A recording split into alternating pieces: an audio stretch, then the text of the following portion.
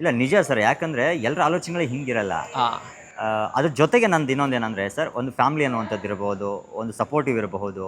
ಅಂದರೆ ಒಬ್ಬ ಸೆಲೆಬ್ರಿಟಿ ಆಗ್ತೀರಾ, ತದನಂತರದಲ್ಲಿ ಮನೆಯವ್ರು ಕೂಡ ಹೇಳ್ಬೋದು, ಹೇಳಿರ್ತಾರೇನೋ ಗೊತ್ತಿಲ್ಲ ನನಗೆ. ಬಟ್ ಆಯ್ತಪ್ಪ, ಯಾಕೆ ಬೇಕು ನಿನಗಿವೆಲ್ಲ, ಒಬ್ಬ ಸೆಲೆಬ್ರಿಟಿ ಆಗಿದೆಯಾ, ಅಂದರೆ ಸ್ಟಾರ್ ಆಗಿದೆಯಾ, ಆ್ಯಂಡ್ ಕರ್ನಾಟಕದಲ್ಲಿ ಪ್ರತಿ ಮನೆಗಳಲ್ಲೂ ನೀವು ಗೊತ್ತು, ಬೇಡ ಅಂತ ಹೇಳಿರೋದುಂಟಾ, ಅಥವಾ ಹೆಂಗೆ ಸಪೋರ್ಟಿಂಗ್ ಹೆಂಗಿತ್ತು ಅಂತ? ನನಗೆ ಆ್ಯಕ್ಚುಲಿ ಸಿನಿಮಾ ರಂಗ ಸೇರಿದಾಗ ಅಥವಾ ಸಿನಿಮಾ ರಂಗದಲ್ಲಿ ಭಾಗವಹಿಸ್ತಾ ಇದ್ದಾಗ ನನ್ನ ಫ್ಯಾಮಿಲಿನಲ್ಲಿ ಭಾಳ ಅದು ಆಪೋಸಿಷನ್ ಇತ್ತು. ಬೇರೆ ಬೇರೆ ಹಂತಕ್ಕೆ ಭಾಳ ಒಂದು ಆಪೋಸಿಷನ್ ಇತ್ತು. ನೀನೇನಪ್ಪ, ನೀನು ಇಷ್ಟೊಂದು ಓದಿದ್ಯಾ, ಇಷ್ಟೊಂದು ಓದಿಸಿದ್ದೀವಿ, ಇಷ್ಟೊಂದು ವಿಚಾರ ತಿಳ್ಕೊಂಡು ನಾವು ತಿಳಿಸಿದ್ದೀವಿ, ನೀನು ಸಮಾಜಕ್ಕೆ ಏನಾದರೂ ಕೊಡೋದು ಬಿಟ್ಟು ನೀನು ಸಿನಿಮಾ ರಂಗದಲ್ಲಿ ನಮ್ಗೆ ಅದ್ರ ಬಗ್ಗೆ ಅಷ್ಟೊಂದು ಗೊತ್ತಿಲ್ಲ, ನಮಗೆ ಫ್ಯಾಮಿಲಿ ಅದ್ರ ಬಗ್ಗೆ ಎಕ್ಸ್ಪೋಜರ್ ಇಲ್ಲ, ನೀನು ಇದನ್ನು ಮಾಡ್ತಿರೋದ್ರಿಂದ ಎಷ್ಟು ಮಟ್ಟಿಗೆ ನಿನ್ನ ಒಂದು ನೀನು ಬಂದಿದ್ದ ಉದ್ದೇಶ ಬಿಟ್ಟು ಏನೋ ಮಾಡ್ತಾ ಇದೆಯಾ ಅಥವಾ ಏನೋ ಅಂದರೆ ಒಂದು ಭಾಳ ವಿರೋಧ ಇತ್ತು. ನಾನು 1 ವರ್ಷ ಕೊಡಿ, 2 ವರ್ಷ ಕೊಡಿ, ನಾನು ಮಾಡ್ತೀನಿ, ಬರ್ತೀನಿ, ನಾನು ಬೇರೆದು ಮಾಡ್ತೀನಿ ಅಂತಲೂ ಹೇಳ್ತಾ ಇದ್ದೆ.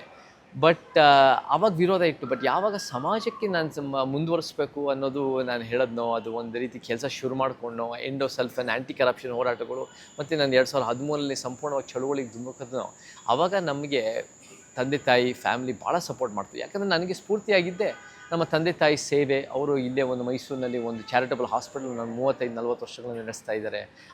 ಇದು ಸ್ಕೂಲು ನಡೆಸ್ತಾ ಇದ್ದಾರೆ ಹಳ್ಳಿನಲ್ಲಿ. ಮತ್ತು ಅಮೇರಿಕದಲ್ಲೂ ಅಲ್ಲಿ ರೆಡ್ ಇಂಡಿಯನ್ಸ್ ಅಂತ ಏನು ಆದಿವಾಸಿಗಳು ಹೇಳ್ತಾರೆ, ಅವರ ಎಜುಕೇಷನ್ಗೋಸ್ಕರ, ಅವರ ಮೂಲ ನಿವಾಸಿಗಳು, ಅವರ ಒಂದು ಎಜುಕೇಷನ್ಗೋಸ್ಕರ ಮತ್ತು ಭಾಳ ದೊಡ್ಡ ಮಟ್ಟದ ಚಿಕ್ಕ ವಯಸ್ಸಿಂದ ನಿಮ್ಮ ಪ್ರಭಾವ ಬೀರಿದೆ ಅಂತ ಅನಿಸುತ್ತಲ್ವಾ?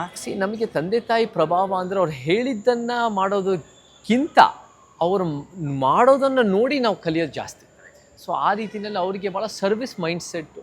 ಆ ಶಿಕ್ಷಣ ಅನ್ನೋದು ನಾನು ಹೆಂಗೆ ಅದನ್ನು ಬ್ಯಾಂಕ್ ಬ್ಯಾಲೆನ್ಸ್ ಮಾಡ್ಕೊಂಡು ದುಡ್ಡು ಮಾಡ್ಕೋಬೋದು ಅನ್ನೋದಕ್ಕಿಂತ ನಾನು ಹೆಂಗೆ ಮಕ್ಕಳನ್ನ ಚೆನ್ನಾಗಿ ಬೆಳೆಸಿ ಸಮಾಜಕ್ಕೆ ವಾಪಸ್ ಕೊಡ್ಬೋದು ಅನ್ನೋ ಒಂದು ಉದ್ದೇಶದಿಂದ ಅವ್ರು ಮಾಡಿದಾಗ ಅದು ನನಗೂ ನನ್ನ ತಮ್ಮನಿಗೆ ಭಾಳ ದೊಡ್ಡ ಸ್ಫೂರ್ತಿ ಆಯಿತು. ನನ್ನ ತಮ್ಮನೂ ಭಾಳ ಚಿಕ್ಕ ವಯಸ್ಸಿಂದನೂ ಚಳುವಳಿಯಾಗಿ ಅವನು 18 ವರ್ಷಕ್ಕೆ ಅವನು ಅಮೇರಿಕಾದ ಇರಾಕ್ ವಾರ್ ವಿರುದ್ಧ ಜೈಲ್ಗೆಲ್ಲ ಹೋಗಿ ಅವನು ಭಾಳ ದೊಡ್ಡ ಹೋರಾಟಗಾರ. ಸಿದ್ಧಾಂತ ನಮ್ದು ಬೇರೆ ಬೇರೆದು ಇರ್ಬೋದು, ಬಟ್ ಅವನು ಭಾಳ ಜನಪರವಾಗಿ ಅವನ ರೀತಿಯಲ್ಲಿ ಅವನು ಮಾಡ್ತಾ ಇದ್ದಾನೆ. ಒಂದು ಕಾರ್ಮಿಕರ ಬಗ್ಗೆ, ರೈತರ ಬಗ್ಗೆ ಅವನು ಭಾಳ ಗಟ್ಟಿಯಾಗಿ. ನಮ್ಮದು ಒಂದು ಸಮಾಜದ ಒಂದು ವಿಚಾರಗಳು. ಬಟ್ ಅಫ್ಕೋರ್ಸ್ ಅದು ಸಮಾಜದ ವಾಪಸ್ ಕೊಡೋದೇ ನಮ್ಮ ತಂದೆ ತಾಯಿ ಅದಕ್ಕೆ ಭಾಳ ದೊಡ್ಡ ಕೊಡುಗೆ ಇದೆ. ಯಾಕಂದರೆ ಒಬ್ಬ ವ್ಯಕ್ತಿಯ ಮನಸ್ಥಿತಿಗಳಿರ್ಬೋದು, ಆತನ ಆಲೋಚನೆಗಳಿರ್ಬೋದು, ಆತನದೇ ಆದಂತಹ ಒಂದಿಷ್ಟು ಸಿದ್ಧಾಂತಗಳಿರ್ಬೋದು ಸರ್. ಅಹಿಂಸಾ ಚೇತನ್ ಅಂದರೆ ಏನು ಹೇಳಿಕೊಟ್ಟಿದ್ದೀರಾ ಸರ್ ನೀವು? ಏನು ನಿಮ್ಮ ಮೂಲ ಉದ್ದೇಶ ಆದರೆ ಏನು ಅಂತ? ನಾನು ಇದನ್ನು ಅನೇಕ ಬಾರಿ ಹೇಳಿದ್ದೀನಿ. ನಮಗೆ ಮೂಲ ಉದ್ದೇಶ ಏನು ಅಂದರೆ, ನಾನು 20 ವರ್ಷದ ಹಿಂದೆ ನಾನು ಅವಾಗ ಅದಕ್ಕಿಂತ ಮುಂಚೆ ನಾನು ಕನ್ನಡದಲ್ಲಿ ನಾನು ಬದುಕಬೇಕು ಅಂತ ನನಗೆ ಭಾಳ ಆಸಕ್ತಿ ಇತ್ತು. ಯಾಕಂದರೆ ನನಗೆ ಕನ್ನಡ ಅಂದರೆ, ಕನ್ನಡ ಸಾಹಿತ್ಯ ಅಂದರೆ, ಕನ್ನಡ ಸಾಂಸ್ಕೃತಿಕ ವಿಚಾರ ಅಂದರೆ, ಕರ್ನಾಟಕತನ ಅಂದರೆ ನನಗೆ ಭಾಳ ಚಿಕ್ಕ ವಯಸ್ಸಿಂದ ಭಾಳ ಒಲವು. ಬಟ್ ನಾನು ಯಾವಾಗ ಕಾಲೇಜ್ ಡಿಗ್ರಿ ಮುಗಿಸಿ ನನಗೆ ಆ ಒಂದು ಕಾಲೇಜ್ ಟೈಮ್ನಲ್ಲಿ ಒಂದು ಏನು ಮಾಡಬೇಕು ಅಂತ ಯೋಚನೆ ಮಾಡಿದಾಗ, ಸಮಾಜಕ್ಕೆ ಹೆಂಗೆ ವಾಪಸ್ ಕೊಡ್ಬೋದು, ಒಳ್ಳೇದು ಮಾಡ್ಬೋದು ಅಂತ ನಾನು ಯೋಚನೆ ಬಂತು. Where can you do the most good? ಅಮೇರಿಕಾದಲ್ಲಿ ಒಂದು 8-10 ಜನಕ್ಕೆ ನಾವು 15 ಜನಕ್ಕೆ ಸಹಾಯ ಮಾಡ್ಬೋದು ಅಂದರೆ, ಕರ್ನಾಟಕದಲ್ಲಿ ನಾನು 50 ಜನಕ್ಕೆ ಸಹಾಯ ಮಾಡ್ಬೋದು ಅಂತ ನನ್ನ ಆಲೋಚನೆ ಇತ್ತು. ಸೊ ಎಲ್ಲ ಮನುಷ್ಯರು ಸರಿಸಮಾನರು ಅಂದಾಗ ನಾನು 10 ಜನ ಅಮೇರಿಕಾದಲ್ಲಿ ಸಹಾಯ ಮಾಡೋಕ್ಕಿಂತ ನಾನು ಏನಾದರೂ ಒಂದು 50 ಜನಕ್ಕೆ ಇಲ್ಲಿ ಬಂದು ಸೇವೆ ಮಾಡಿ ಒಳ್ಳೇದು ಮಾಡ್ಬೋದು ಅಂದರೆ ನಾವು ಮಾಡೋಣ ಅಂತ ನಾನು ಆ ಉದ್ದೇಶ ಇಟ್ಕೊಂಡು ಕರ್ನಾಟಕಕ್ಕೆ ಬಂದಿದ್ದು.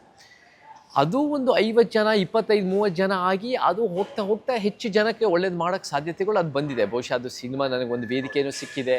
ಅದರಿಂದ ನನಗೆ ಕೆಲಸಗಳು ಜನ ಸ್ಪಂದಿಸ್ತಾ ಇದ್ದಾರೆ, ಭಾಳ ಜನ ಇಷ್ಟಪಡ್ತಾ ಇದ್ದಾರೆ. ನನಗೂ ಹೋಗ್ತಾ ಕಲಿತಾ ಬರ್ತಾ ಇದ್ದೀನಿ ಅನೇಕ ವಿಚಾರಗಳು. ಸೊ ಅದೆಲ್ಲ ಆಗಿದೆ. ಬಟ್ ನಮ್ಮ ಗುರಿ ಇದ್ದಿದ್ದು ಏನಂದರೆ, where can you do most good? ಮತ್ತು ಆ ಒಳ್ಳೇದು ಏನು? ನನ್ನ ಪ್ರಕಾರ ಆ ಒಳ್ಳೆಯದೇ ಒಂದು ಸಮಾಜ. ಅದನ್ನು ನನ್ನ ಕಾಲೇಜ್ನಲ್ಲೇ ಅದು ಅರಿವಾಯಿತು. ಅದು ಸಮಾನತೆ, ನ್ಯಾಯ, ವೈಜ್ಞಾನಿಕತೆ. ನಿಜ ಹೇಳಬೇಕು ಅಂದರೆ, ನನಗೆ ಭಾರತದ ಸಂವಿಧಾನದ ಪೀಠಿಕೆಯಲ್ಲಿ ಈ ವಿಚಾರಗಳು ಇದೆ ಅಂತಲೂ ನನಗೆ ಗೊತ್ತಿರಲಿಲ್ಲ. ಸಮಾನತೆ, ನ್ಯಾಯ, ಈ ವಿಚಾರಗಳು ನನಗೆ ಇವು ಯೂನಿವರ್ಸಲ್ ಪ್ರಿನ್ಸಿಪಲ್ಸು. ಅದನ್ನು ನನಗೆ ಕಾಲೇಜ್ನಲ್ಲಿ ಒಂದು 2nd year, 3rd year, 4th ಇಯರ್ನಲ್ಲಿ ಅದು ಒಂದು ರೀತಿ ನನಗೆ ಒಂದು ರೀತಿ ಇದೆಲ್ಲ ಓದೋದ್ರಿಂದ ಅದು ಬಂತು ಆ ಆಲೋಚನೆಗಳು. ಅದನ್ನು ಅಮೇರಿಕಾದಲ್ಲಿ ಈ ಸಮಾನತೆ, ನ್ಯಾಯ, ವೈಜ್ಞಾನಿಕತೆ ಬರೀ ಕರ್ನಾಟಕ ಅಥವಾ ಭಾರತಕ್ಕೆ ಅನುಗುಣವಾಗಿದ್ದಿಲ್ಲ. ಅದು ನಮಗೆ ಅಮೇರಿಕಾದಲ್ಲೂ ಅದು ತಂದರೆ ಅದು ಭಾಳ ಉತ್ತಮ ಸಮಾಜ ಕಟ್ಬೋದು. ಬಟ್ ಅದನ್ನು ನಾವು ಇಲ್ಲಿ ಬಂದು ಆಮೇಲೆ ನನಗೆ ಗೊತ್ತಾಯಿತು, ಈ ಒಂದು ನಮ್ಮ ಸಂವಿಧಾನದಲ್ಲಿ ಇದೆ, ಇದರ ಪರವಾಗಿ ಭಾಳ ಜನ ಹೋರಾಟ ಮಾಡ್ತಾ ಇದ್ದಾರೆ, ಇದು ಬೇರೆ ಬೇರೆ ಹಂತಕ್ಕೆ ವಿರುದ್ಧನೂ ಭಾಳ ಜನ ಇದ್ದಾರೆ. ಸೊ ಅದನ್ನು ಆಗ್ತಾ ನನಗೆ ಅಂಬೇಡ್ಕರ್, ಪೆರಿಯಾರು ಭಾಳ ವರ್ಷದಿಂದ ನನಗೆ ಅನೇಕ ವಿಚಾರವಂತರ ಜೊತೆ ಅವ್ರ ಬಗ್ಗೆನೂ ನಾನು ಓದಿದ್ದೆ.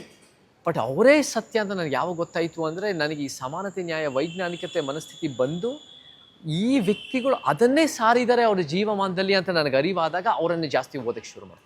ಅಂದರೆ ಅವರಿಂದ ಓದಿ ಸ್ಫೂರ್ತಿ ಆಗೋದಕ್ಕಿಂತ ಈ ವಿಚಾರ ಎಲ್ಲ ತಿಳ್ಕೊಂಡು ಅವ್ರು ಮುಂದುವರಿಸ್ತಾ ಇದ್ದೀವಿ, ಅವರನ್ನು ಹೆಚ್ಚು ಓದಿ ಅದು ನಾವು ಹೆಂಗೆ ಆಧುನೀಕರಿಸ್ಬೋದು 21ನೇ ಶತಮಾನಕ್ಕೆ, ಅವರ 20ನೇ ಶತಮಾನದ ಅದ್ಭುತ ಕೆಲಸನ ಕರ್ನಾಟಕಕ್ಕೆ ಹೆಂಗೆ ಕಾರ್ಯರೂಪಕ್ಕೆ ತರ್ಬೋದು ಅನ್ನೋ ಪ್ರಕ್ರಿಯೆನಲ್ಲಿ ಇವಾಗ